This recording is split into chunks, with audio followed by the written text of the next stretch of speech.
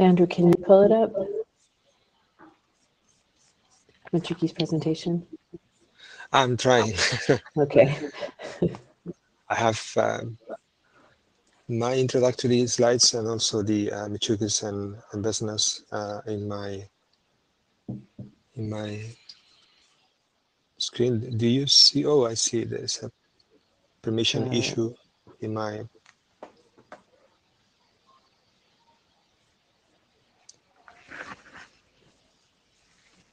It's coming. I need to restart. Give us 1 second, everyone.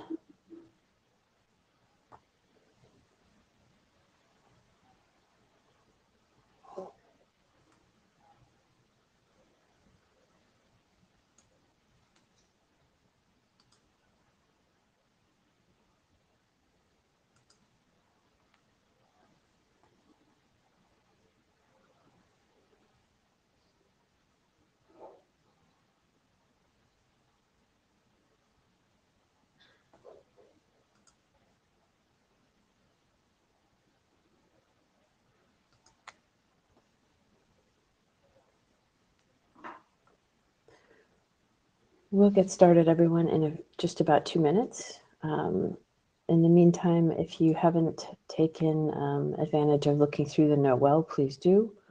I won't read through it. I made that mistake the first time in the first meeting I was in. Some people were amused by that, but please note the new note well.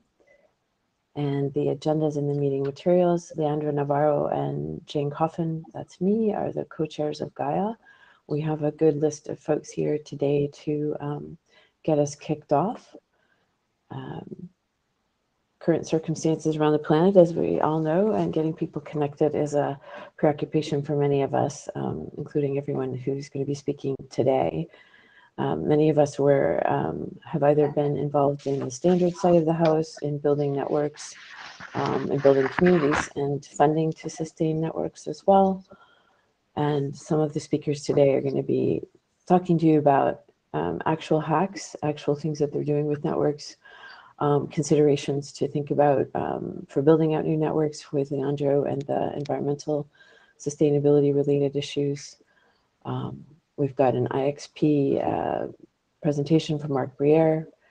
Machuki will be talking about sustainability for community networks. And we'll have the resilience of the internet in Ukraine from Vesna, who's with RIPE NCC, a good colleague of many of ours, and the decentralized and federated communication services in disaster zones from Dmitry Vitiliev.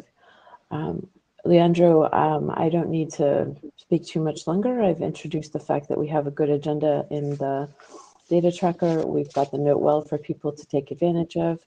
Folks should mute if they're not speaking. And I'm going to turn it over to you, Leandro, to do any other housekeeping and intros. Oh, I should say, most people have 20 minutes to speak with 5 to 10 minutes for Q&A. If the speakers would like to cut their presentations a little short so you have more Q&A, no worries. And if we've got time afterwards, we'll just entertain more questions because we have a really great group of experts with us here today. And I will try and speak more slowly. I noticed in some of the traffic from the list that it was important that we all say our names slowly. I'm Jane Coffin. My co-chair, Leandro Navarro, will introduce himself a bit more, what he does. And for each of the speakers, please introduce who you are slowly when you speak and where you come from, not only geographically, but what organization you work with, if you like. I mean, we're all here as individuals, but some people like to know who you're working with. Anyway, Leandro, over to you. Thank you, Jane. I hope you can see the agenda in the screen. This is the list of the 5 presentations we had scheduled for today. Before we start, is anyone willing to take notes during the meeting? Any volunteer can say so in the chat. The chat is on the left of the Meeteco application. I can help with some of the notes too. Okay, thank you very much. Regarding presentations. Dimitri told me that he might arrive a bit late because he's in the US and the time is tight. And I don't see Mark Brugger in the list. So maybe we might need to skip the second presentation. So, well, the first presentation is it's mine. It's a warm-up presentation. It's based on something that I already presented a couple of years ago, but I wanted just to revisit the topic a little bit. Okay, so this is my presentation. It's about, as you see, about the internet and the relation with environmental sustainability. Are we talking about an evolution or a revolution needed in that respect? Oops. Well, there are some numbers. Sorry, there's a Zoom problem.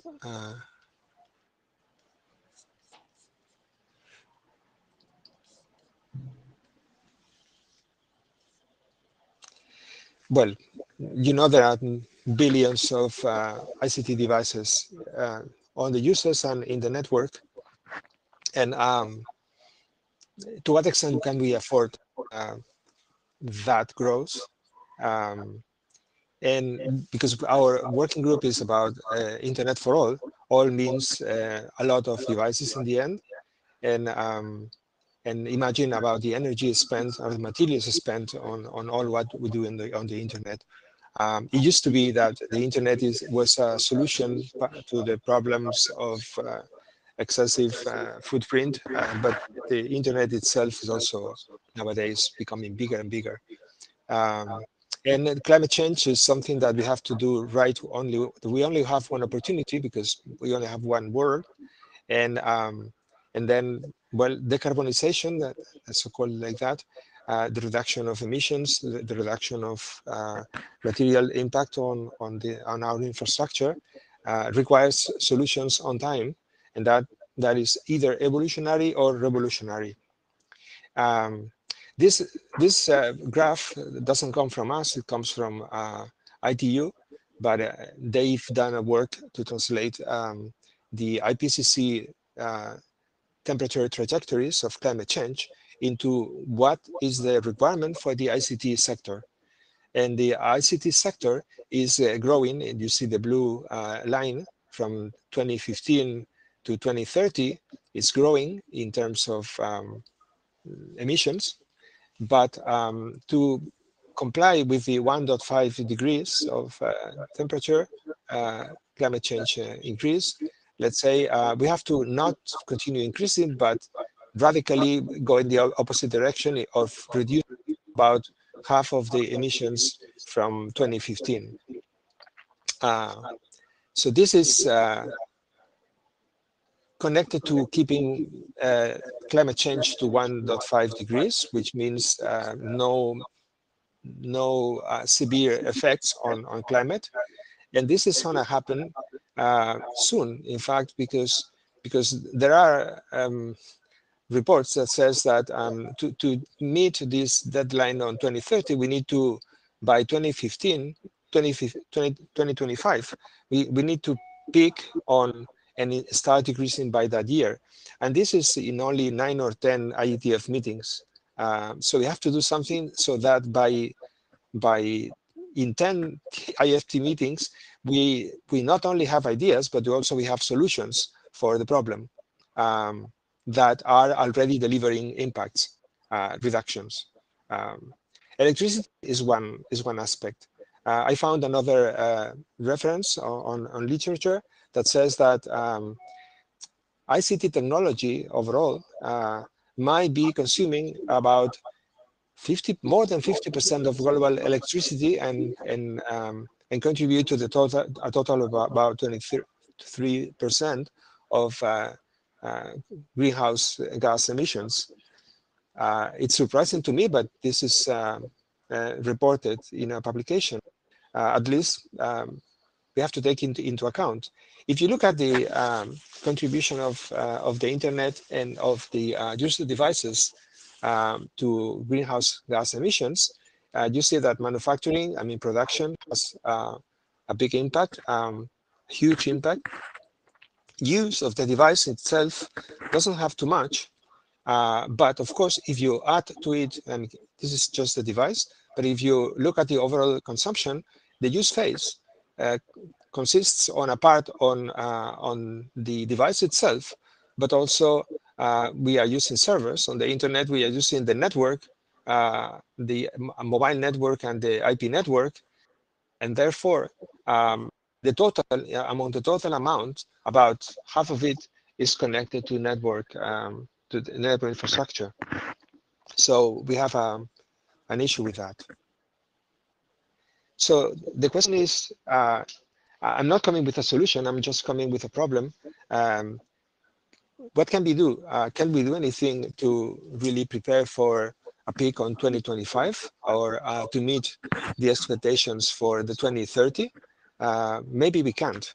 And because probably evolutionary approaches like reducing, optimizing energy and materials in the protocols might not really give us a change of trend.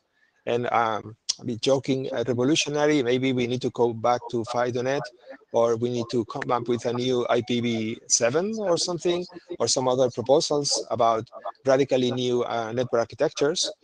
And there are the typical ingredients that we know from protocol design about saving data, saving transfers, optimizing protocols, reducing the payloads of messages, tweaking timers and so forth. But this is more like evolutionary, of course. I mentioned that in the previous meeting 2 years ago. There is already a lot of IETF RFCs that deal with, for instance, only with energy. And probably I'm missing many of them. So there is work in the IETF, no doubt. But do we have a plan, let's say, to really meet these deadlines? And because, well, it's only once that we have a chance. I wanted to collect ideas. Here you have a link. This is very long, but here you have a short URL which redirects to the previous one, in which you can add your own ideas about what we can do. I won't explain my own ideas. These are in the slide, but I want you to really come up with a proposal. And in fact, this can be interactive. If you just go to the page, to the URL that I mentioned, you can add things you would like to keep. I'm joking here, like keeping SNMP. Well, it's an example of something that should be there anyway. Something that radically, these are just like quick ideas to give examples. And then, of course, you can type your own card like this, and you can also, instead of creating a new card, you can always like add an extra point to one of the notes that are already there. So, and then, well, it has a +1 vote. Okay. So this is my proposal, that we collectively, despite we don't have a breakfast place where we can sit together and discuss. So let's try to use this board to collect ideas about how can we try or not try to meet this environmental challenge. Because as I said at the beginning, Gaia is about the internet for all, but to have an internet for all means we have to make sure that it's also for the planet. And our infrastructures are intensive in materials, in energy, in devices which are more or less durable. Of course, we can, as humans, use it less, but there are new applications in the horizon talk about using it more. So having more connectivity in more places means having more base stations, more dense, to have more people connected. So we can, we can come up even with more frugal protocols, but more frugal implementations means more opportunities to connect more people, and then providing access to more people means a rebound effect of well, having more units of this more efficient device that in the end might have the opposite effect that we try.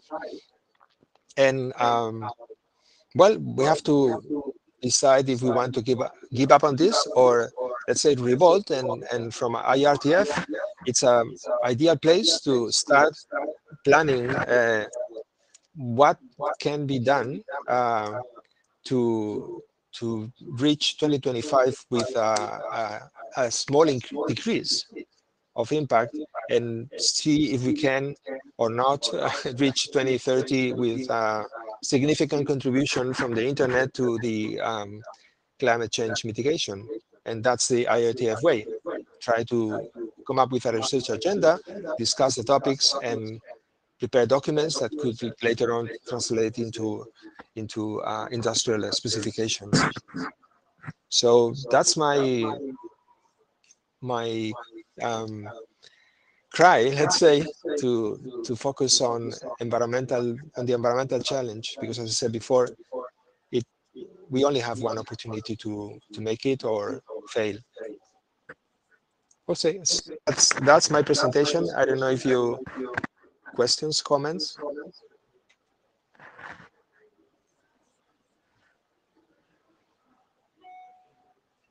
Michael White, and it's you. Okay, I'm Michael Wetzel. Am I up? May I speak? Okay. Thank you very much for this. I very much agree that this is important work and important to do. I only disagree with one of the tiny notes that you have already put there, which says quick versus green. I think that, well, it's not just thinking. I did a test on what happens with Wi-Fi devices, and it's clear. I mean, up to now, still most mobile phones, they implement a relatively simple power saving scheme where you would, or other Wi-Fi devices, where you would simply, after a couple hundred milliseconds after activity, go into sleep mode.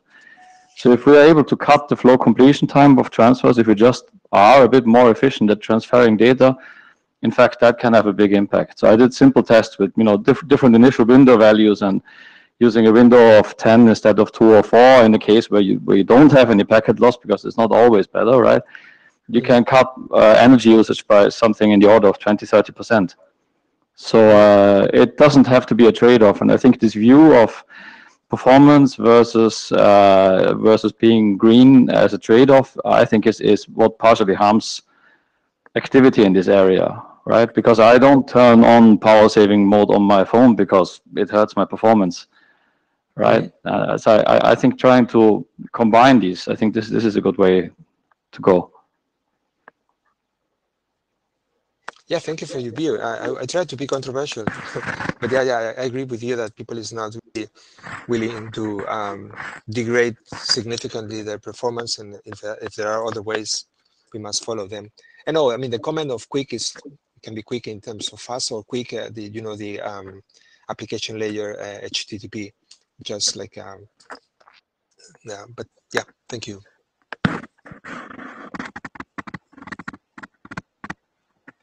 Thank you.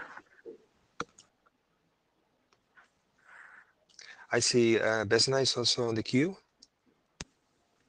Yes, thank you, Leandro. This is such a wonderful topic, very dear to my heart, and I'm so glad that you brought it up. So, as somebody from RIPE NCC, I would like to invite you to speak about this at the RIPE meeting, which is coming up in May in Berlin, and we also have a SIGCOM proposal for the Green Tech Internet workshop. And if you would like to be our speaker there or participant, we'll send you an invite together with University of Amsterdam colleagues. And now, not speaking as a RIPE NC employee, but as a planet citizen, if I have to choose between two options in your title, I would go for revolution. Thank you. You would say you would go for evolution with R, isn't it? With an R, with an rebellion.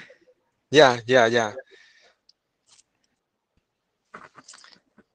Yeah, the difficulty is always like I would also go in that direction, simply because evolution sounds like it's about changing the growth, not simply changing the sign of the decrease, but that we have to find ways to make it work. I see David. Feel free to speak. Hi, David Oliver. I see on the Cambridge University Bitcoin electricity consumption index that last year Bitcoin consumed 137 terawatts of electricity, about 1% of the global electricity bill. So I wonder if working in the margins on this is working on something on cryptocurrency algorithms is vastly more important than working on the margins on what we're doing on devices.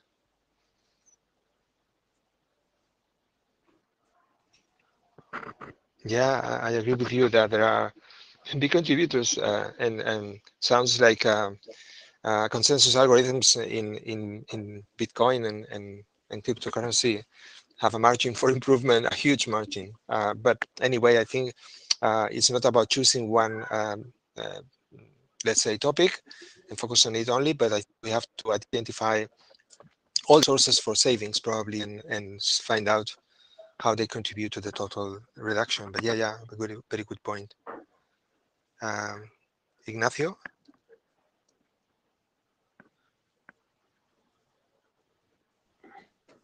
Hi, everybody. Hi. Well, thank you for your presentation. Just a brief comment. First, the problem with the crypto devices they are based on consuming energy. Is the idea of in the deep end is the idea of how they work. If you don't consume energy, you cannot compute as fast as you need to in order to produce a new blockchain. This is one of the problems. On the other hand, I already writing in the chat about software efficiency. Normally, we build software without regard about the efficiency. I mean, how long is our code, how times it runs on the CPU and so on. And this is really a substantial problem.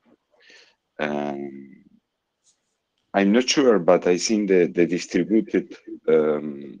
distributed version of the things could be better, but not always. We have to take to keep an eye on that. Well, this is all my comments. Thank you very much.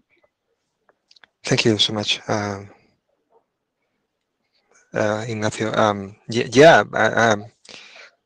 I suppose that when people work on IoT systems, they are fully aware of the limitations of the device, energy, I mean, and battery power and CPU power. But in general,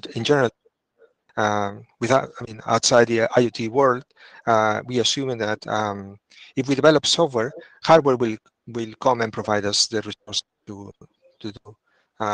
So there is more and more complexity in the code, assuming that hardware can manage with that or networks can manage with that. And if we think that climate and global warming is a boundary, then of course we are more in the IoT mindset than in the future. Hardware will provide us whatever we need, whatever we propose in the protocols. And yeah, I agree with you that current blockchain systems are based on a competition to consuming energy translated to CPU power, well, it sounds like this is not viable, or it's not scalable. We cannot say that this model of computing transactions would work for everyone in the world. If everyone were using cryptocurrencies for every monetary transaction in our planet, well, simply there will be no planet already. So we have to find other ways to provide it for all, which is the topic of our working group. Okay, so I think I just you please give us like ideas about how we can translate what is the space of the possible, what is the space of the feasible, so we can in future discussions talk about concrete proposals that might help to get there or close to there. Okay, thank you very much. Thank you, Leandro. Mm-hmm. We don't have Mark on the Mark hasn't joined us yet, so No. I think we'll go up next with Michuki Mwangi from the Internet Society. Michuki's presentation is on sustainability for community networks. Michuki, if you're ready, we'll give you 20 minutes for your prez, and then we'll have Q&A after.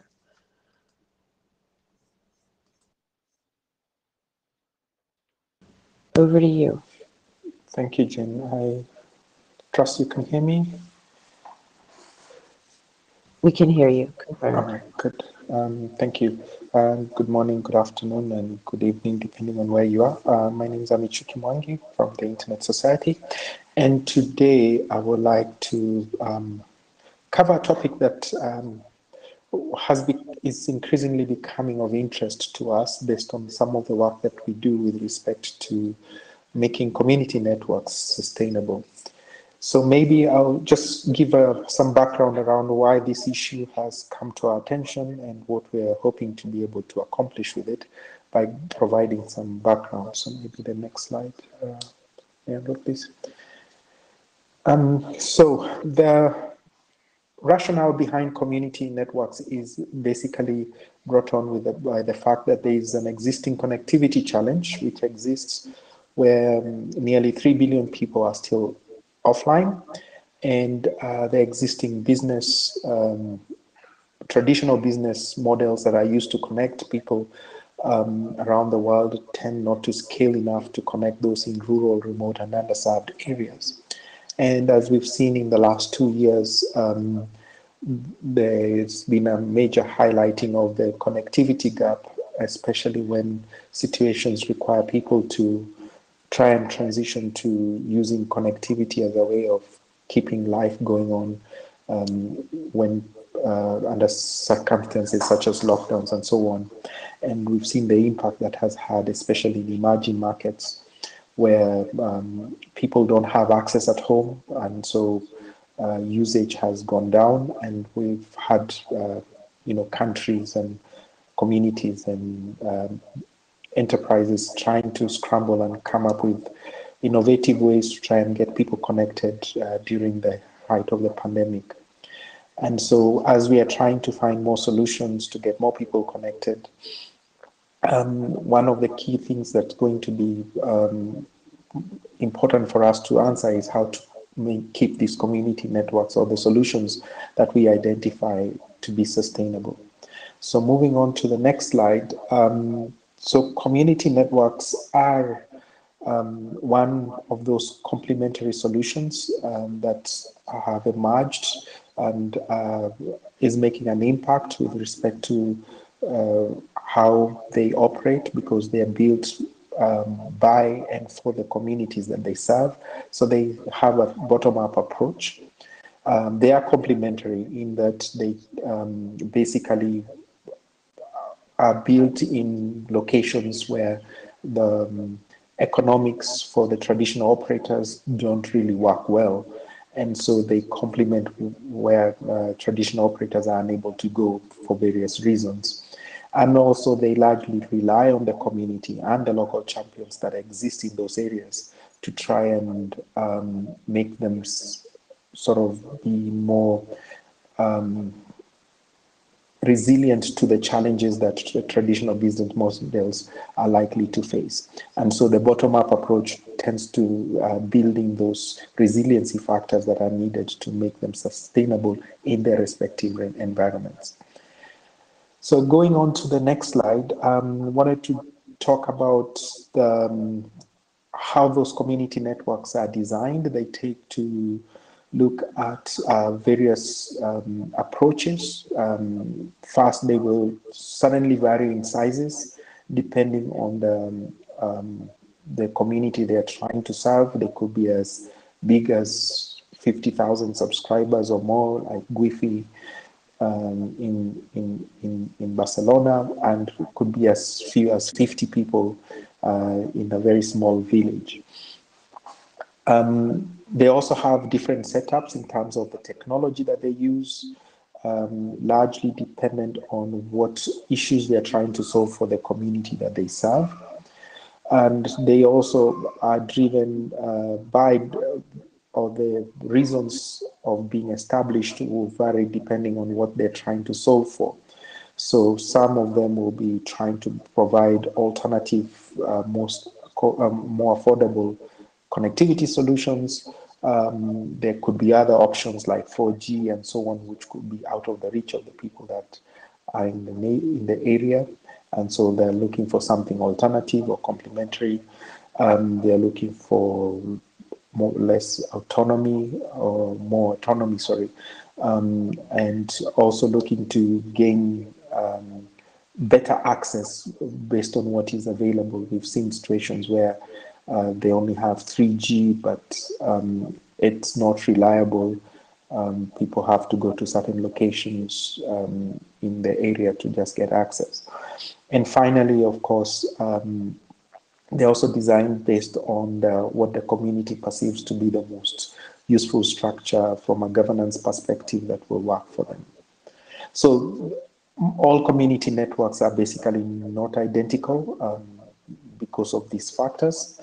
And but they're generally underpinned, if we could go to the next slide, by a number of pillars or key things that are important to them. First, for community networks to emerge, they certainly need an enabling regulatory and policy framework. And if that doesn't exist, it becomes harder for them to emerge.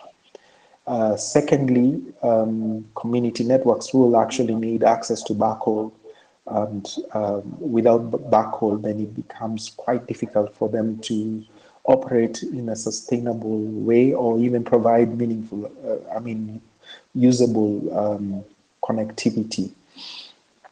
Another important aspect for community networks is to have knowledge and know-how. By knowledge basically means that they need to have the technical expertise, not just to run the network, but also they need some know-how on how to operate a business and make it sustainable by following best practices that are used in operating businesses. They also need to have a user base. That means they need to be able to bring in the buying of the stakeholders or the community whom they serve to be able to take on this service.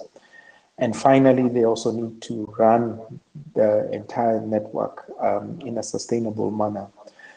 And this is going to be the focus of part of the things that I like to talk about going for in the next few slides.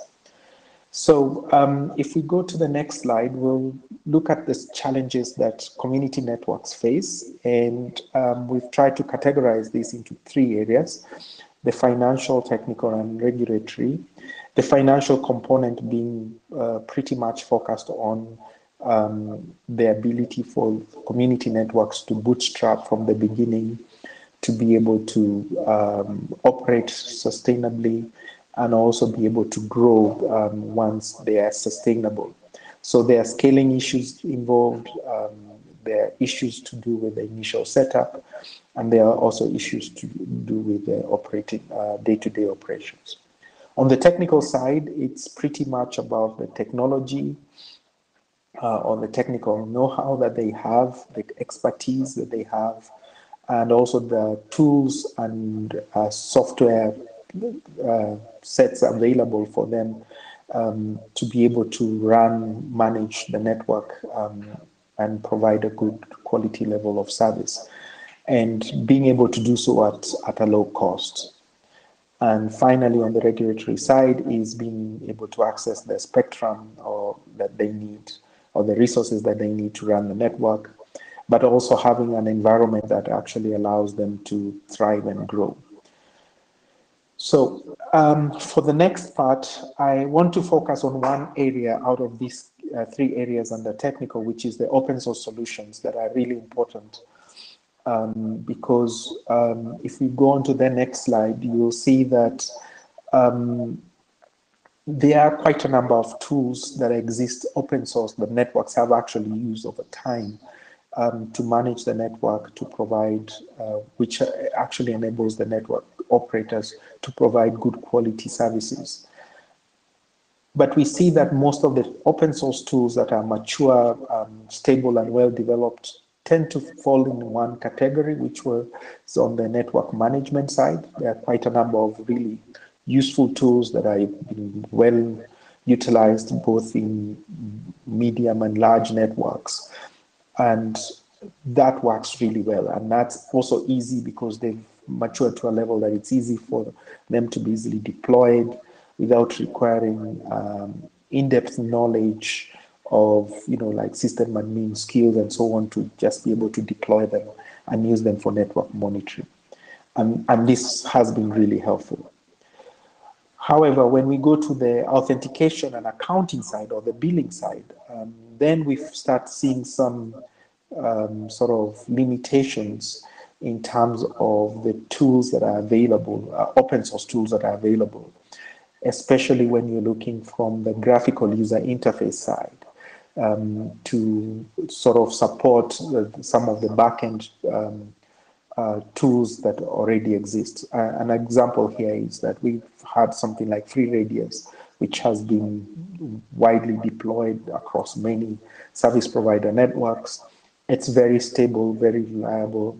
But then when you look at the front-end tools that exist to manage FreeRadius, then you start seeing a limitation. A lot of them going to the commercial, or the I'll say the commercial side of things, and they're not entirely cost-friendly, if I could put it that way, when we're looking at a community networks perspective. Part of the challenge with community networks is that the areas that they serve may not have the scale in terms of number of users to be able to, be able to turn on profitability, or be able to have surpluses within a very short time, turnaround time. And so where commercial products will sort of easily support that business model. The community network model does tend to rely on a lot of donations and grants and so on. So the model is quite different.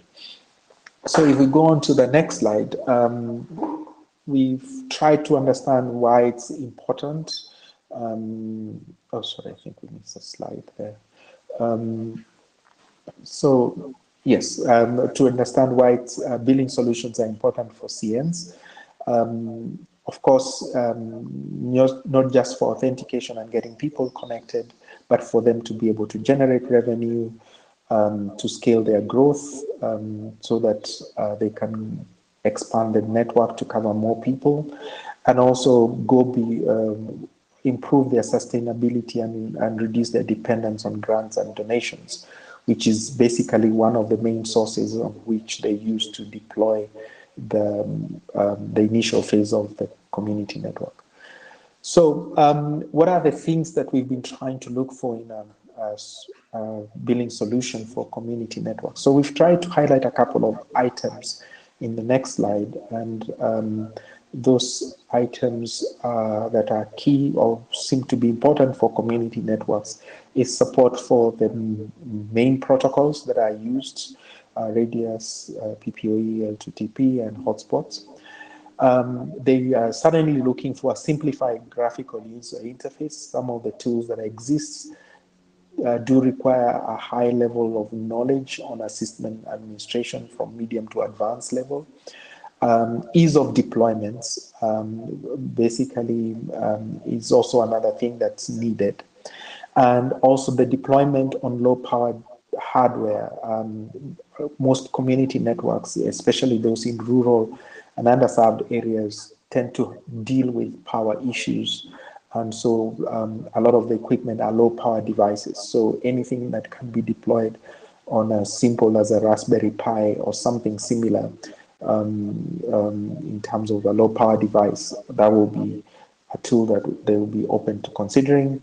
And of course, some features like configurable prepaid and postpaid billing packages, some basic reporting, and at least with some level of community support, including other community networks. So I'll go on to the next one. And the reason why we're actually looking for this is because we are looking for solutions that we can recommend to CMs, because this is becoming an increasing issue with respect to their sustainability. We had a session earlier this year with a number of community networks, and the session was about billing solutions. And most of some of the questions that they asked is, what are the available open source solutions that they could easily take on and deploy? But there are well-developed commercial ones, or some that have a gradual growth path. But the costing model is certainly out of reach for the current set of community networks that we're working with. So we are certainly looking for options that we can recommend to them. And if you go on to the next slide, you'll see that we still have lots of new and existing community networks we would like to support this year, certainly more over the coming years. And so we'll certainly be interested to see what's out there, what's available, what you've heard, new, so that we can integrate this as well. If it does require training, to be able to integrate that into the training that we are offering, and also work with various stakeholders to make sure that this is an element that we are able to address, and make sure that community networks are able to thrive and grow. So I'll stop there, and if you do have comments, I'm happy to take them, and any suggestions that you or recommendations that you can offer. Thank you so much, Yuki. Let's see if there are. I see Jay Ignacio is willing, is in the queue, so not free to talk or ask your question.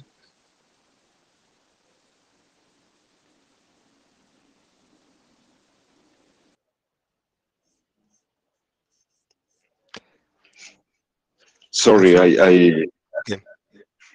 Sorry, I was keep my hand up. Mm-hmm. Sorry, okay. The panel. No problem. I see Julius in the queue. Feel free. Okay, can you hear me?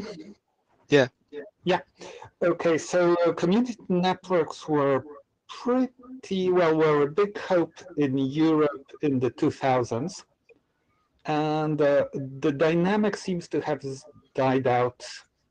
So they still exist, but there are no further developments. I attribute that to the availability of cheap cellular internet.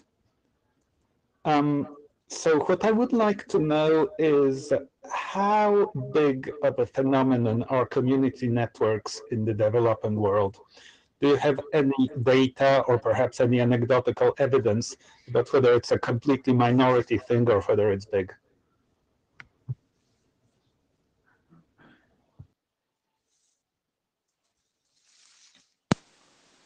Yeah, that's a good question, Julius. So it's actually an emerging trend. I would want to refer to it as an emerging trend, because in many parts of the emerging world, they're actually difficult to set up because of the policy and regulatory environment. And now we are at a phase where we are seeing a number of countries that are actually taking a positive step to change the policy environment to allow community networks to actually be established. And so some countries where the policy environment is enabling, we are seeing them coming up. And so through the activities that we do in our engagements with them, these are now becoming the questions that they're asking. So that networking tools, network monitoring tools are available, but the billing solution tools are a bit of a challenge for them. It's part a skill issue, but also looking at where they are.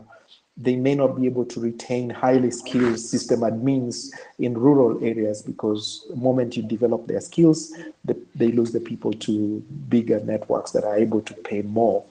And so we're suddenly looking for tools that will be able to be low in terms of the skill level requirements, not high level, just medium to low to medium skill level to be able to operate and maintain those kind of systems.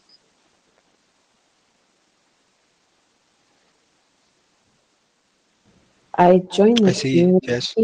Yeah, and just to support what Michuki's saying, Julius, there's quite a lot of been a resurgence in the work in community and municipal networks around the world. I work in that space as well, and we're seeing actually an interesting resurgence in the United States, believe it or not, with municipal networks, open source, open access networks, muni networks. There's been an interesting, there's a political dynamic here too, of course, where some places don't allow municipal networks, so you have to work with electrical co-ops. So the term, and that's in the US in 17 of the 50 states, there's been a lobbying force in some of the industry that went against community networks and municipal networks. But you're seeing a resurgence because there's been a keen focus on the lack of connectivity around the world, as Michuki was well pointing out, that there's a high costs in certain areas, but we're seeing that local resurgence, and we're seeing a lot of activity in places around the world, from Brazil to South Africa to Kenya, to revise licensing, to revise access to spectrum. Tribal communities in the United States didn't have access to spectrum, right, for many, many years. On their own terms and their own licensing mechanisms. So you're seeing changes. Brazil liberalized the entire 6 gigahertz band to be unlicensed, so that there could be more network activity at that local level, to have more networks come in. These are not insignificant networks. In any event, there's lots out there, and there's some new work being done on the business models. So to point out the focus that Michuki was talking about on the costs, and how to look at different business models and for sustainability factors. So stay tuned. There's a lot of good data out there on the resurgence in muni and community and other small networks. I guess you could call them non-traditional operators.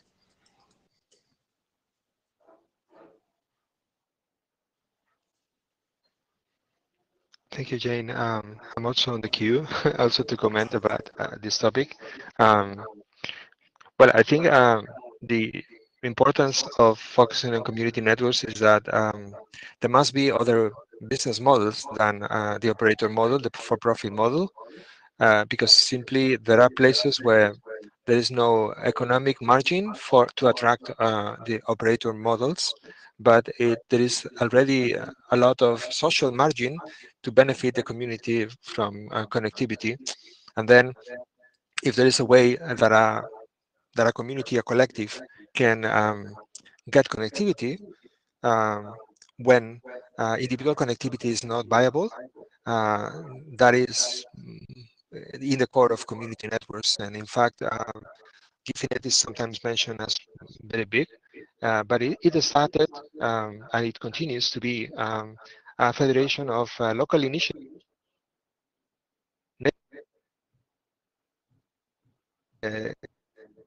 collective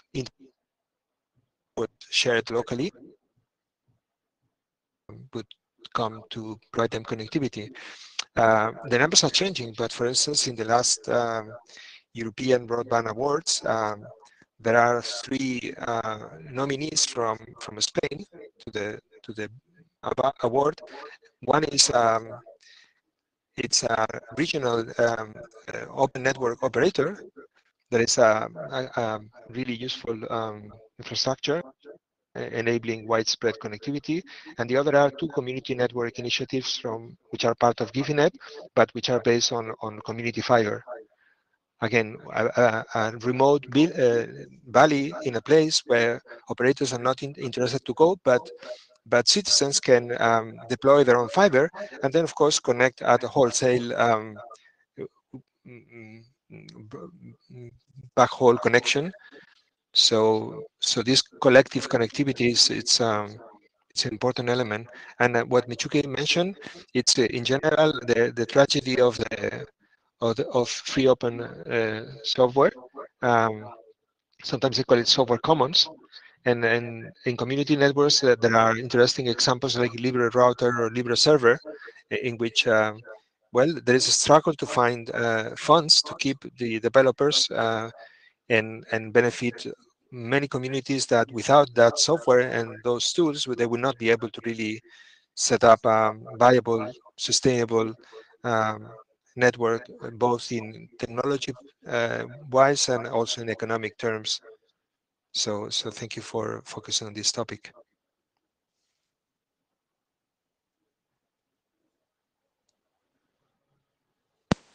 Thank you, Leandro and Jim. Those are really good points that you've made, and we'll keep looking and discussing various forums. But in case you hear, our contacts of the people who are working on these projects are on the screen. So feel free to send us a note and we'll follow up with you. Thank you. Thank you so much.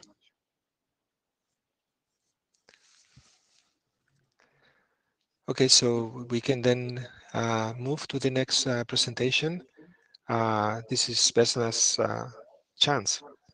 I have your slides here.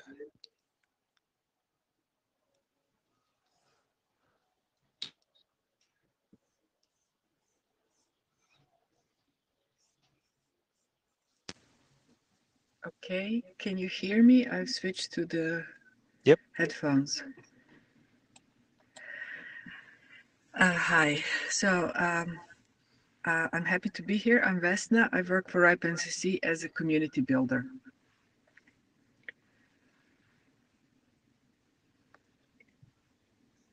Yes, so yeah, next slide. So this presentation is going to, well, normally it's the content is mostly about the traditional internet and the infrastructure, but my focus will be on people, because this is who is mostly impacted with the war which is going on in Ukraine.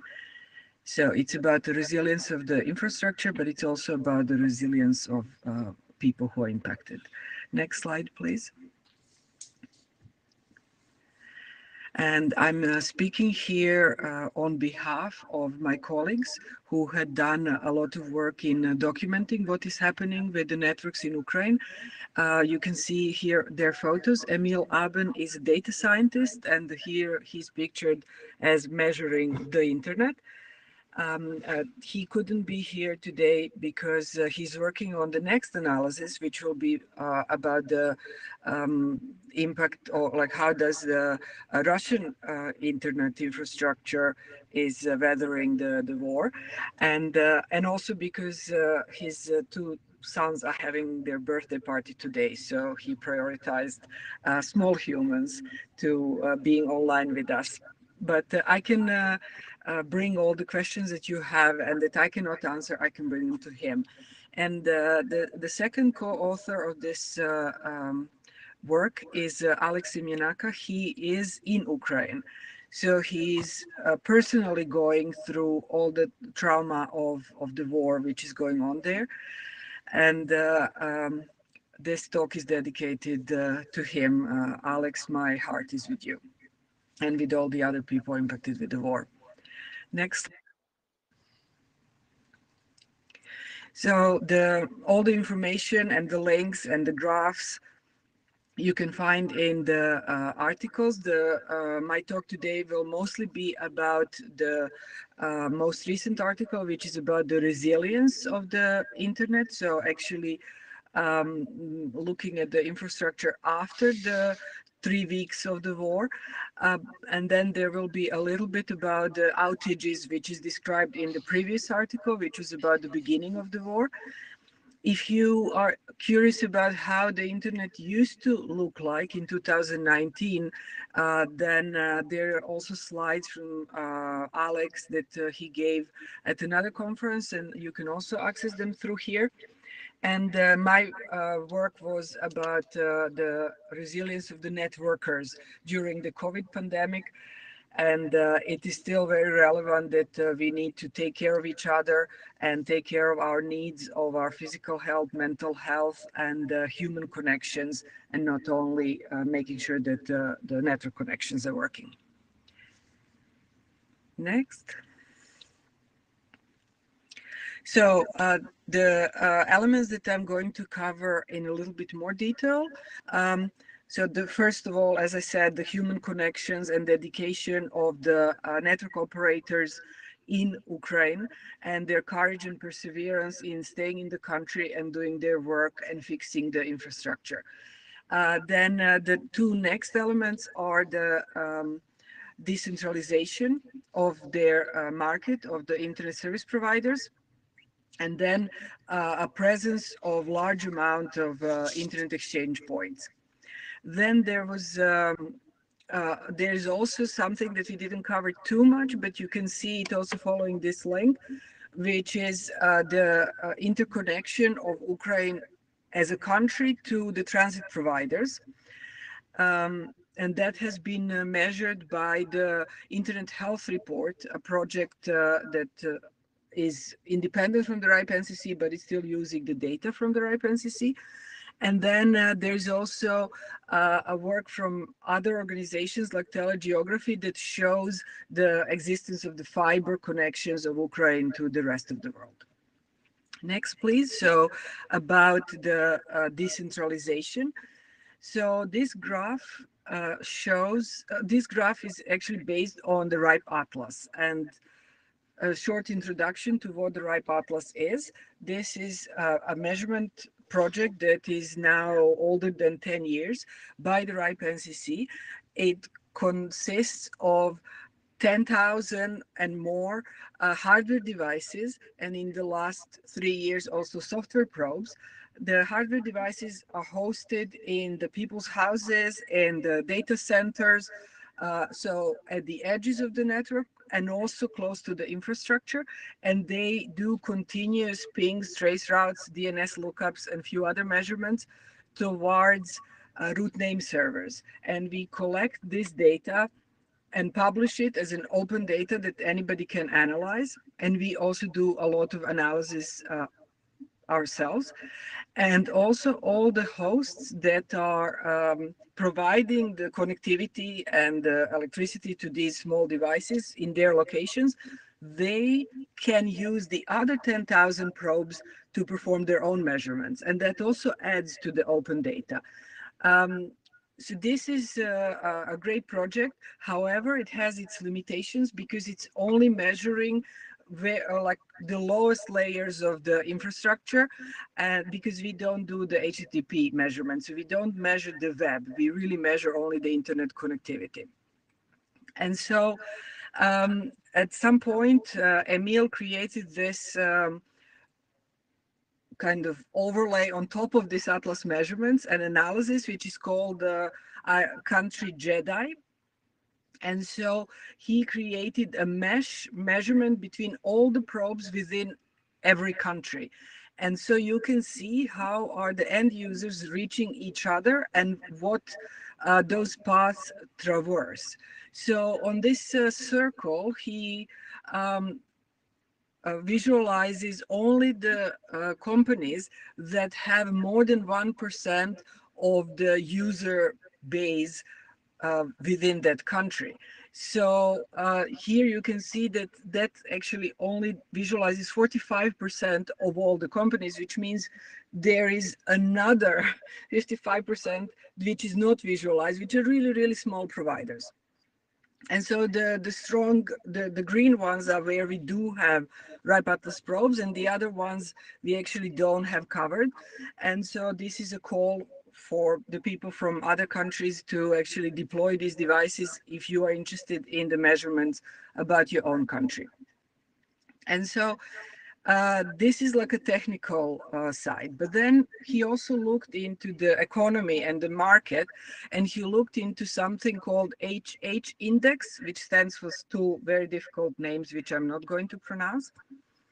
And so based on this index, Ukraine is the fourth in the world. So there is very little market concentration. In other words, the market is very, very decentralized. So that makes it very resilient, because if one provider is impacted, then the traffic can move to all the other providers. And so this sounds like really great, but still it makes me really sad to think that this resilience had to be tested and that these providers are still going offline because of the war. So it's really hard to talk about this in these kind of cold technological terms, while that actually means that there are people there being hurt.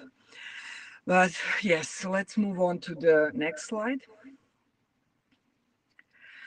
Okay, so this is also super interesting. I didn't know this about Ukraine before we started doing this analysis, and that is that they have 19 internet exchange points.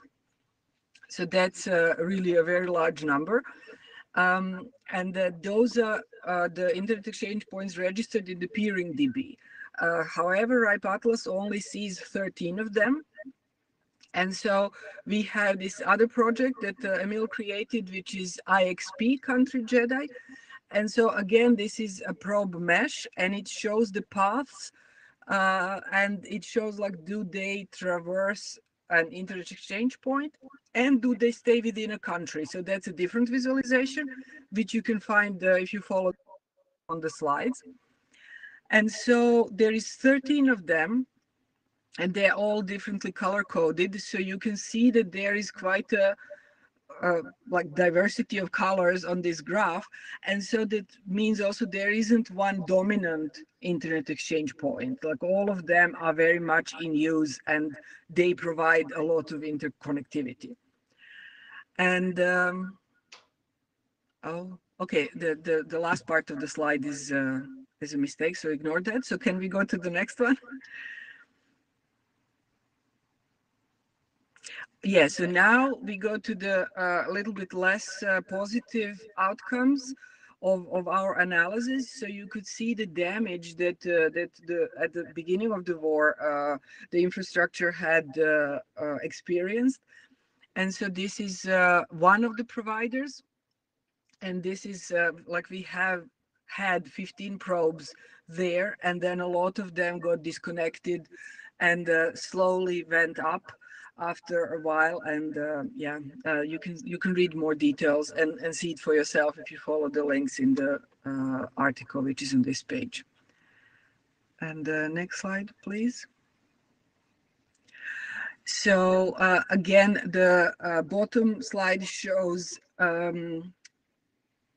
or the decrease over time of the number of connected probes. But as I said, we are mostly focused on the physical infrastructure. And so for the mobile connectivity, we have portrait data from Cloudflare. And you could also see there that the people, when they started moving away from their houses, traveling, escaping as refugees, or just, yeah, the houses got destroyed, then connectivity moved more to the mobile connections. Next slide, please. Yeah, so there was other people reporting on what is happening in Ukraine. And again, this is more of a human aspect. So there were, Julian Oliver commented on Emil's article on Twitter that it takes diversity and solidarity to keep the internet up and running. And then there are other people who are situated in Ukraine who share the photos of how the physical infrastructure is being repaired and how the competitors help each other. So it's yeah, it's more than the market forces that make these people want to keep their customers connected. It is yeah, they're understanding how important the internet is in the lives of people, to stay connected to their families and to receive the news. So they are helping each other even if they are competitors in a commercial sense. And I think I have only 2 more slides.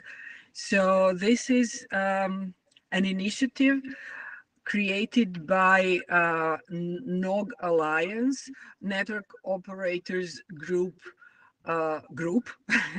They started collecting equipment and monetary donations to help the network operators in Ukraine. And they got in touch with them, so they are really knowing specifically which equipment, which tools are needed and where. And so shipping them from Western Europe towards the border, and then being met there with the operators in the country, and yeah, distributing the equipment which has been damaged. So if you would like to help and you are a techie, you can yeah, you can check it out how this works.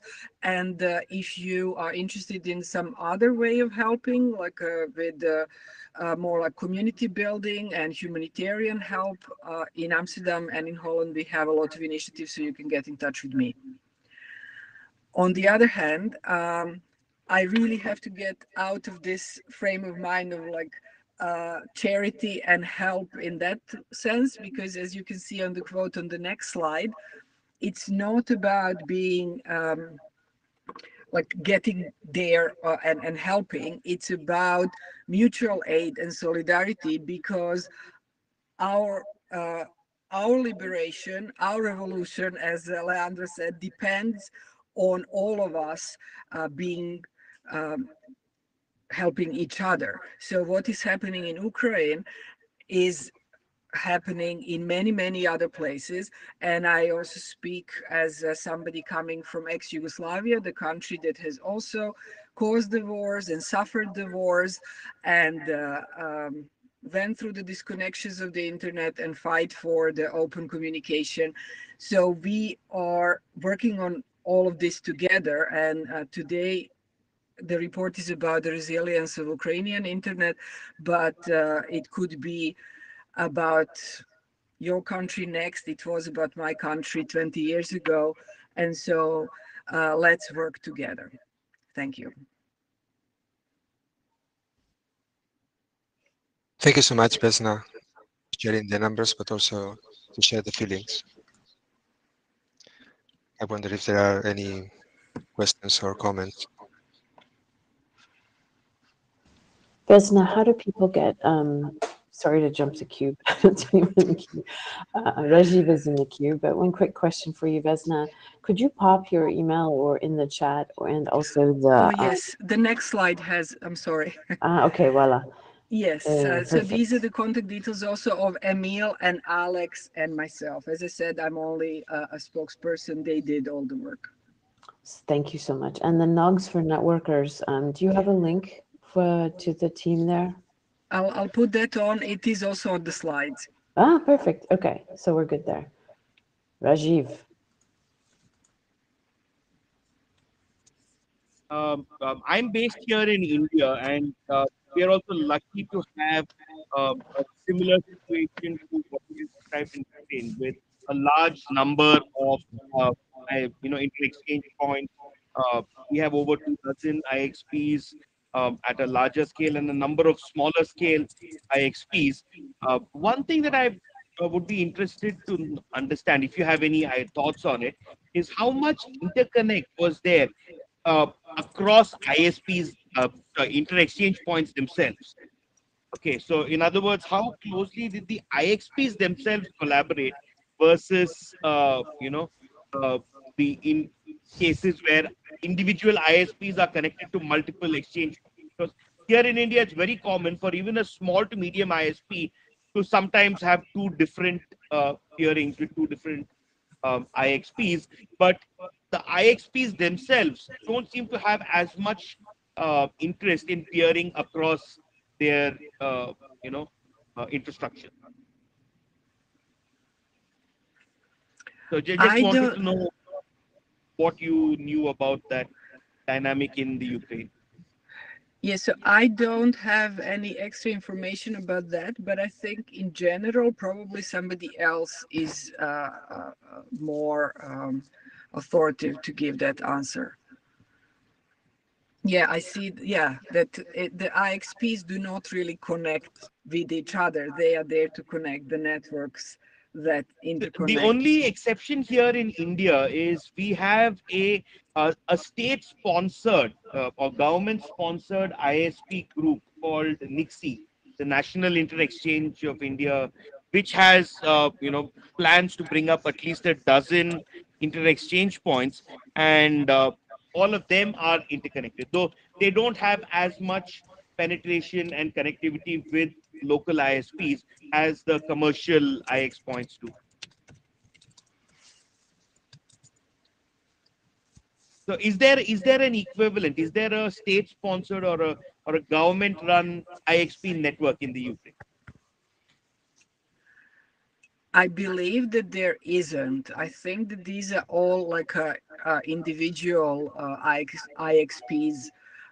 And if you okay, I will put this link in there. So like jedi.tribe.net, there you can actually go and see in more detail the names of all of these IXPs, and also a different visualization. This one, yeah, shows like them each one individually, but then we have another one which shows how the what is the percentage of all the probes that go through any IXP, but not what you're asking for, because I think that is not usually the case. Like, how do they connect to each other? Okay, I just thought that might be interesting to know. Thank you.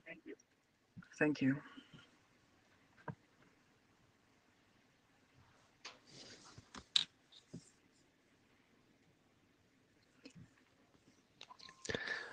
Okay, thank you so much. I don't see any questions in the queue. I want to say, for the people who are in person at IETF, my colleague Tis is also there. Oh, look, he's waving. So if you have any questions for anybody in the RIPE NCC, please approach him, and then we'll talk to him when he comes back to Amsterdam.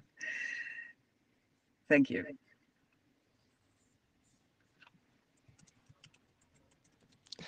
Thank you very much.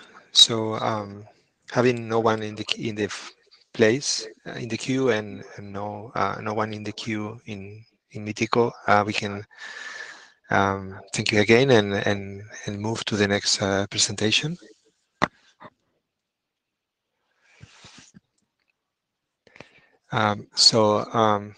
Into the program, we had one more presentation from Dimitri, but I haven't. Oh yeah, I see you there, Dimitri. You are connected, so you can unmute yourself and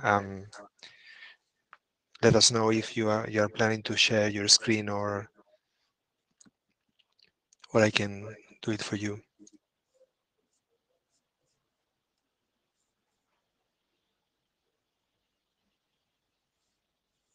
Dimitri, do you hear us?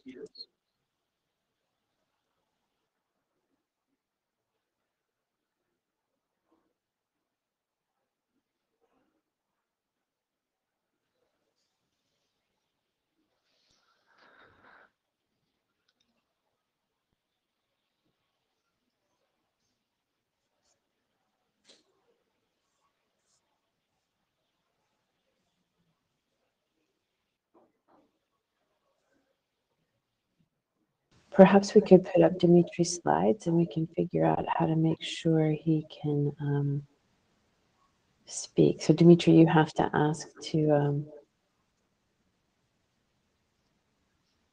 get you in the queue.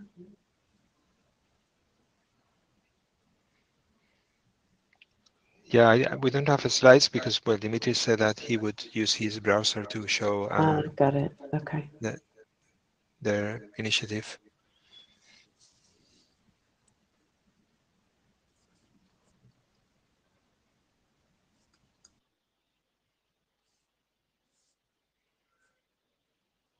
So in the meanwhile, if anyone has any general comment about any of the presentations we had today, feel free to queue and comment.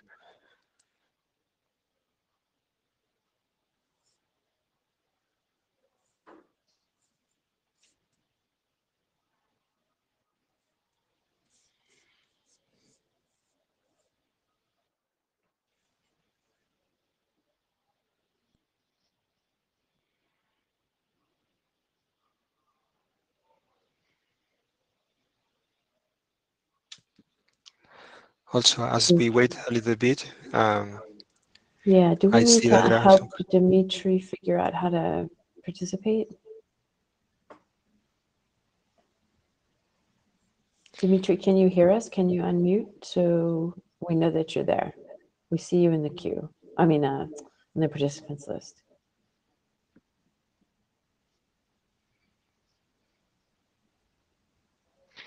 If you joined, you can also send a comment in the chat. That is one of the tabs on the top left.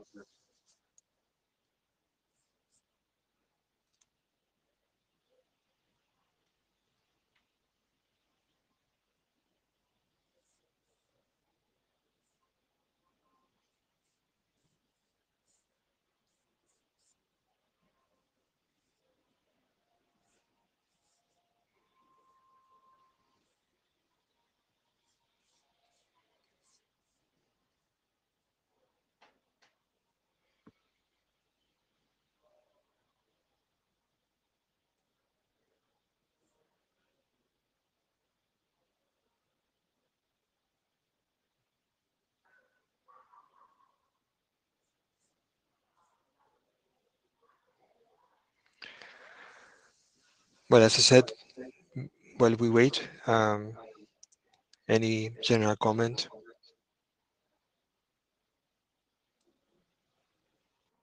Any announcement, perhaps? I saw the HRPC people in the audience. Maybe you can give us a teaser about what's going to be discussed just tomorrow at the same time, I think, in the HRPC working group.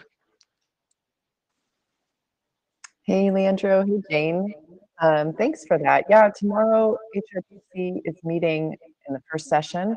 We have two speakers. The first is from Ericsson. John Matson's going to talk about the 5G standard, but is focusing on the privacy, lawful access, surveillance issues with the specification, which should be quite interesting. The second speaker is from Witness, which is a NGO based in New York. It's been around for 30 plus years that does media, alternative media activism, and they are presenting on the C2PA standard. I'm not going to remember the acronym at this stage in the morning, but C2PA is an effort, it's an association coalition effort led by Adobe to at sort of a bare minimum update EXIF data for images, but the ideal is actually to create some manifest, I guess, documentation of where images originate. So it's about trust in media sources. So that'll also be interesting because it's as we know from certificate authorities and things like that, trust in the digital landscape is hard and doesn't always mean what we think it means. So those are the two. And then of course we have our work items for the group. We'll be talking about guidelines for reviewers and authors of internet drafts in the IETF and the IRTF on human right protocol considerations and how they can action those. We'll also be talking about draft association, which looks at freedom of expression and protocols, and then we have a presentation from the authors of the 00 draft on IP blocking that's also being discussed today in INT area. So for those who missed the INT area presentation, you can come to HRPC, and I imagine that the quality of the discussion on can censorship be a good thing, question mark, will be an interesting one for sure. Thanks a lot for that plug. We hope to see you there, and thanks for hosting today's meeting. It's been really interesting. Thank you so much, Mallory. Pleasure. And I think it's if I'm not mistaken, it's the same as today, in a different meeting room or different URL, depending on where you are.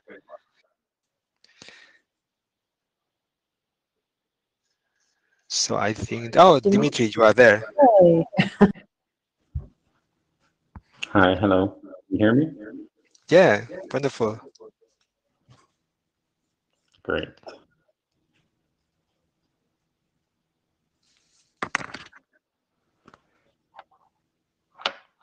I'm just asking to share my screen. And I'm granting several times. For some reason, I'm not allowed to. Well, it worked before. Maybe Jen, can you go to the queue? Yep. Grant screen. Good. Can you show your screen now, Dimitri? I've granted it. Let me see. Okay, screen requested.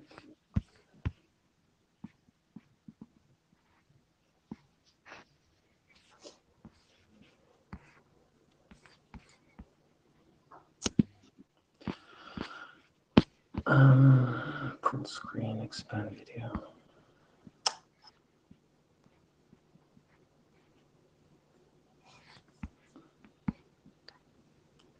Screen requested. Okay. Is there a button I need to press to actually share it? No. I'm gonna reload my page in case, because I clicked on grant several times. So have I. So. It says I'm sharing it. Can you see the screen? Maybe Leandro might need to stop sharing his screen before he can yes, hand over. Yes. Exactly. Sorry, just wanted to mention that. Thanks, Rajiv. That's helpful. Yeah, that was the trick. Yes. Can you Dimitri, can you introduce yourself just briefly so folks know who you are? Yes, of course. Just 1 second, please. Okay. So, hello, everybody. Good morning, like it is here. Good afternoon, good evening. My name is Dmitry Vitaliev. I'm the founding director of an organization called Equality. We develop technology solutions for the promotion and protection of human rights online. And I guess I can just launch into it, yeah? Please let me know when we are coming up on time. Feel free to start, yes. Okay, thank you. So just very briefly, some of Equality's projects include DDoS mitigation infrastructure, such as Deflect, and technology to circumvent internet censorship, such as the CINO project. The CINO project uses decentralized networking, is built on BitTorrent protocols, and allows people not only to request content which may otherwise be censored in a particular network, but thereafter it allows people to share this content with each other peer-to-peer. And I'm talking about this project because it has a relevance to the presentation later on. Apart from doing technology, we've also been involved for many years in digital security capacity building, basically working with civil society, media, human rights organizations around the world, lifting awareness of existing digital security risks and bringing them resources and capability in order to mitigate these risks. One of the ways we have found to be effective to do this work is to set up permanent learning centers, digital security schools, so to say. And one of the schools was set up in Kiev, in Ukraine, back in 2016. It's called the Digital Security School 380. This school has worked with local media and various types of civil society for many years now, and was one of the reasons why the organization, myself personally, were interested in what was happening in Ukraine during the last several years. Now, as the Russian army was amassing its troops around the Ukrainian border, and I'm sure many people around the world were considering how to help in this particular situation. We were as well. And it felt that remotely, in expectation of what was to come, we imagined a battlefield scenario whereby a prolonged period of invasion would lead to destruction of internet infrastructure, whether this was through bombing activity or some sort of malicious action against concrete internet exchanges in Ukraine. The scenario that we were envisioning were certain segments of the Ukrainian network being disconnected from others, and therefore people finding themselves in these areas being disconnected from the rest of the internet.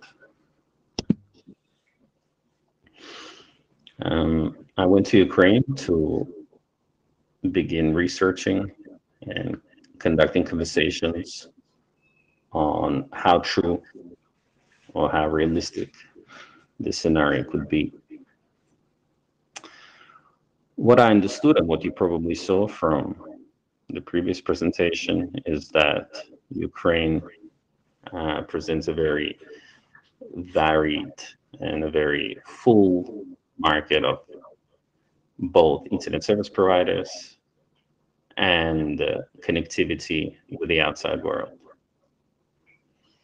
Most people who I spoke with were also concerned by the possible risk of certain disconnections. However, internet service providers were quite confident that the variety of connectivity should be sufficient to withstand most attempts against the network. However, what was quite obvious when studying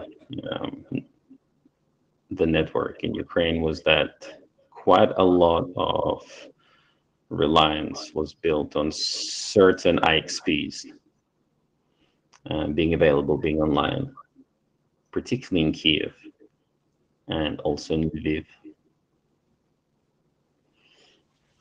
And it felt that other cities such as Odessa, Dnipro, Kharkiv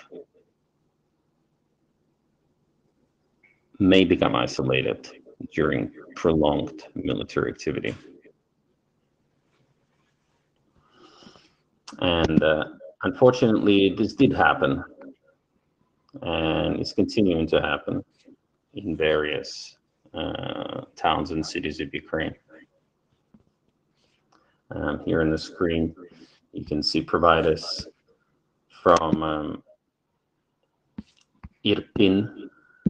I'm not sure how well you can see these photos.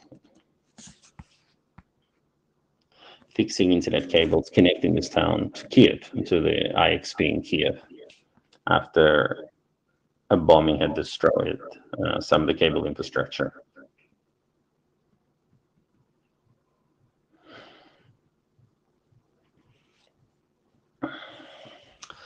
Now, the problem with a network losing connectivity to other networks, of course, is that most people using the internet today rely on centralized services. And communications are based on the fact that services such as WhatsApp or Telegram or other well-known services are available. However, having spent a couple of decades working in the field of open source solutions and decentralized communications, what we knew is that this is not a necessity. Connectivity to the global internet is not a precursor for being able to continue communications with other people in your region, in your town. So what we decided to do was stand up a network of decentralized communication servers. I'm going to change this page to English. Basically, source and procure machines with as many internet service providers who were offering hosting in various Ukrainian cities. Now, this was actually a little bit harder than I expected, and I think we find this more and more in countries around the world, where not only connectivity, but a lot of the data centers are concentrated in a few big cities, in a few sort of central points around the country. I think it was kind of similar situation in Ukraine, even though there were several thousand ISPs providing last leg connectivity. It was difficult to find data centers outside of a few major cities in Ukraine. Nevertheless, we did find these servers. And basically what we did was to use existing tools and protocols that allowed for federated and decentralized communications.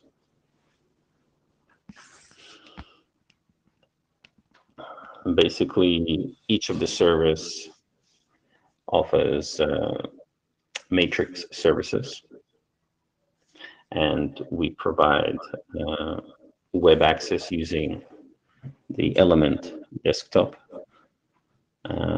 capability, also via Element app.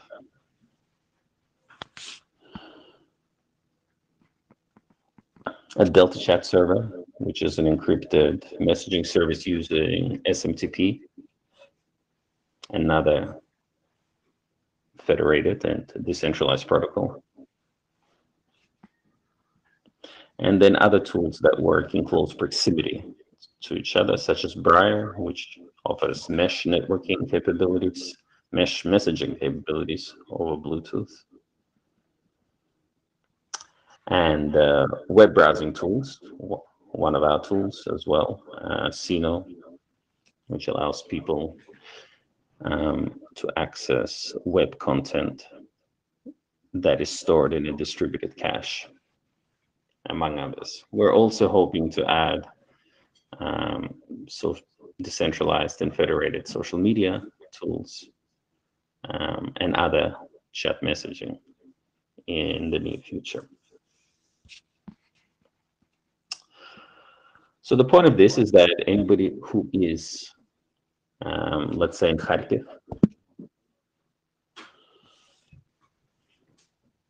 can connect to the ISP in Kharkiv, even if Kharkiv itself is disconnected from the rest of the Ukrainian network and thereby internet. And in here, they will be able to join public rooms, to create private rooms, and to be able to stay in touch with each other. I'm going to show you a couple of public rooms where there are hundreds of people basically staying in touch with each other, swapping information on where bombing or other military activities is going on, trying to organize how to get out, trying to organize how to get supplies. Now, by and large, the specific scenario that we have stood up this infrastructure for has not come to pass in most areas. In other use cases, in Mariupol, for example, where the city is cut off completely, we weren't able to procure a server. And there's conflicting information as to whether that would even be accessible, because electricity has been cut to this region for the last 3 weeks. Nevertheless, this backup channel exists. It exists in 6 and soon to be more locations around Ukraine. People know about it, so they know when to turn to it. And people are using it actively now, even when this is a backup channel. And hopefully it's not something that will become critical, but what is important is that it is there. And then, of course, what is also important is that we can show and we can show a use case of other ways the internet can be today without reliance on specific companies to provide us the ability to communicate with each other.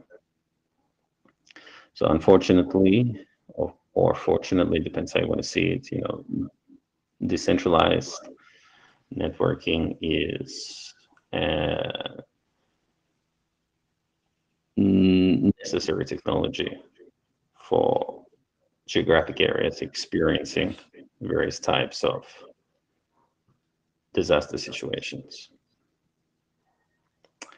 Now, as we were developing and growing this service, it had appeared, or it had become apparent, that the invading forces, Russia, was also clamping down on its own network. We're trying to control the information, the propaganda it was feeding to its own citizens, that there was no war and that there was no heavy bombing and destruction of life. Now, in order to do this, they had begun to implement what is called the sovereign internet. The sovereign internet is actually a piece of legislation passed several years ago in 2019 that mandated the Russian government and various telecommunication services to be able to disconnect from the global internet whilst maintaining the national internet functioning. Nobody really knew whether a complete disconnection was possible. But what we're seeing now is that Roskomnadzor and other various bodies are moving slowly, maybe not so slowly, but surely towards this goal, already with a huge amount of international resources, including all of Meta, Facebook, Instagram, Twitter, and many other services being blocked for access from within Russia. And then in reverse, we're seeing quite a large number of network carriers and various platforms blocking access to Russians as well. So we kind of see this disconnection on both sides of the border. It became apparent to us that a similar service that we were building for disaster relief is also necessary in Russia in order to allow people to communicate with each other when the sovereign internet is complete, when the network has been disconnected, also as a backup channel in case nothing else works. We're seeing the successful blockage of numerous popular circumvention tools and VPNs. And whilst we don't hope to create a network that can support internal communications of 100 million people, we do want to show an example of how this can be done, and hope that people interested in doing this can replicate these services, can stand up more federated instances, either connected to this one, technically speaking, or branding wise, or completely separate.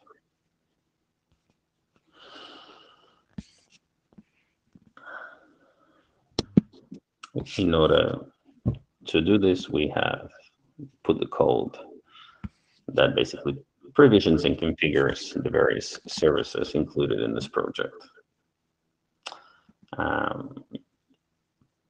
Provision services are inside a Docker Swarm, and it's relatively easy now to stand up new instances.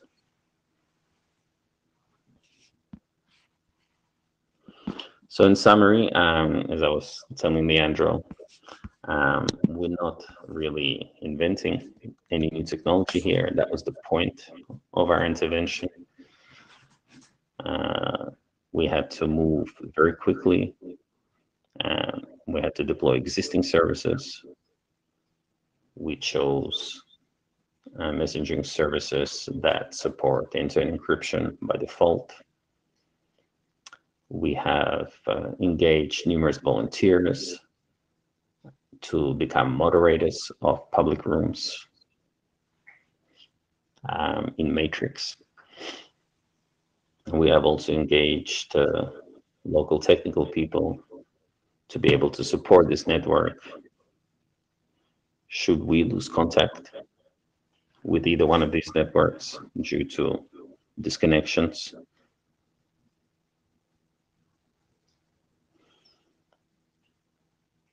And we want to kind of plant the seed that another internet is possible. We want to plant the seed not only with the tech community who already understands this, but with average users, which is why we have created this sort of index page, a way to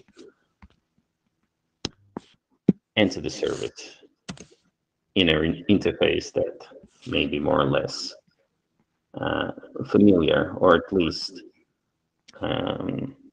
non-overly complicated for normal people who find themselves in a disconnecting network and possibly under high stress as well.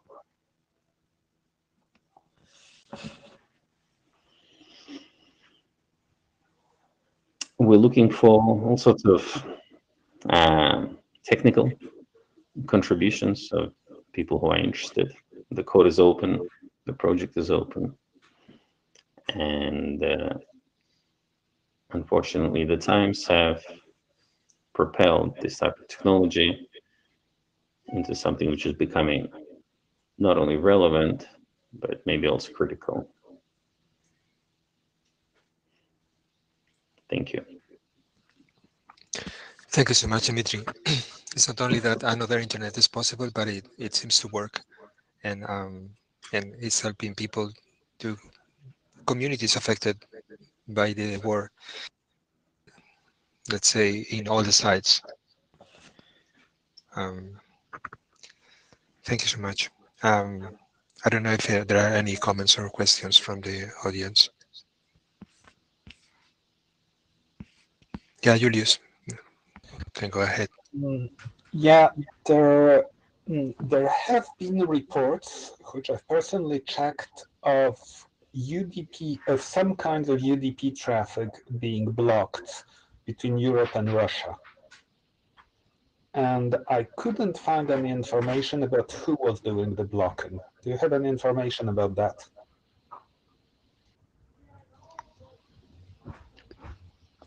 Well, in Russia, the primary body responsible for implementing state-mandated censorship or disconnections is Roskomnadzor.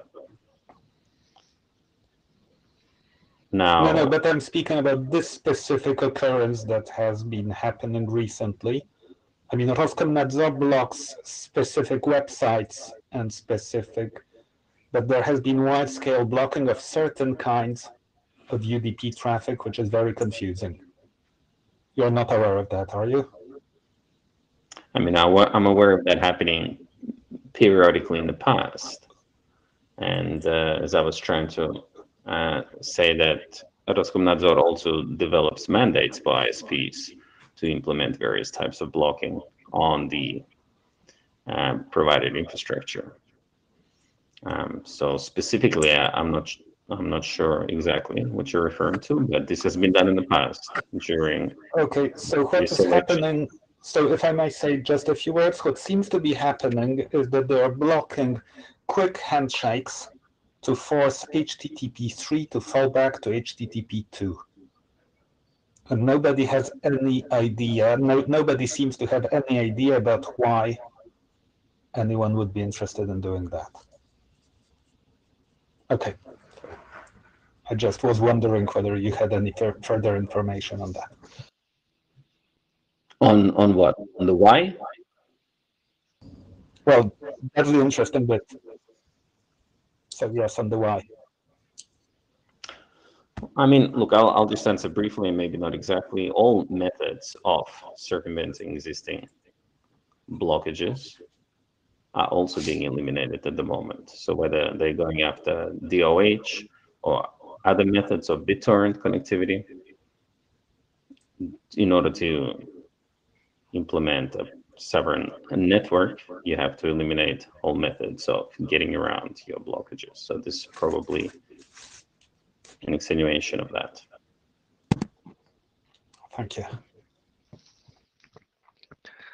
I see Rajiv in the queue. You can go ahead. I was just saying, probably when you're talking of a massive amount of UDP blocking, it's probably also targeted at protocols like WireGuard, which is becoming, the VPN platform of choice for a large number of VPN providers, because of its reasonably light footprint. And I've actually seen cases where, at least on the corporate side, not on the sovereign side, but many corporate firewall systems now explicitly tend to filter and block out UDP traffic to prevent WireGuard sessions from being a vector to filtrate information. So it could be just as simple as them deciding that, hey, this is just a VPN channel, and just kick the whole lot of UDP traffic out the routing mechanism.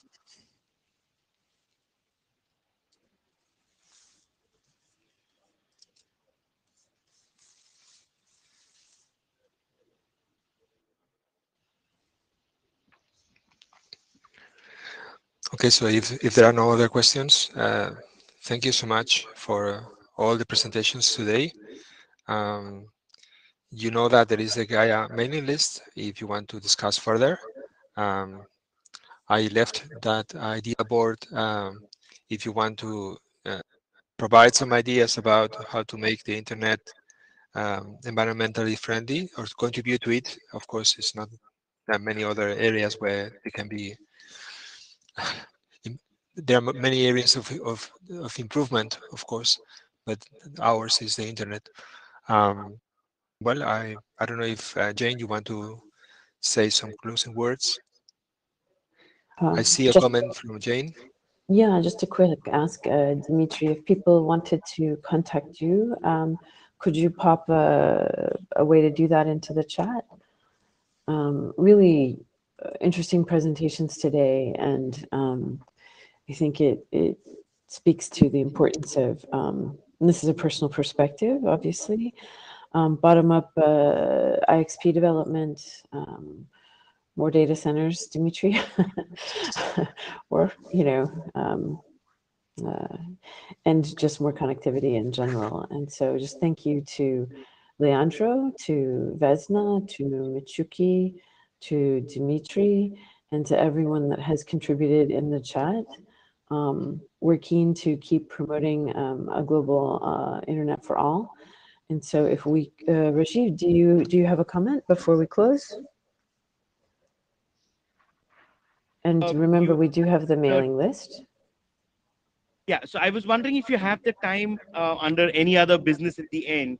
I thought I would like to bring up a small introduction to the N50 project because that's very closely aligned with the goals of this working group, and it's a project that I'm actively involved with, promoting digital connectivity and literacy for the remaining 50% of the world's population that is either underserved or under, literate in terms of being connected with the global commons via the internet.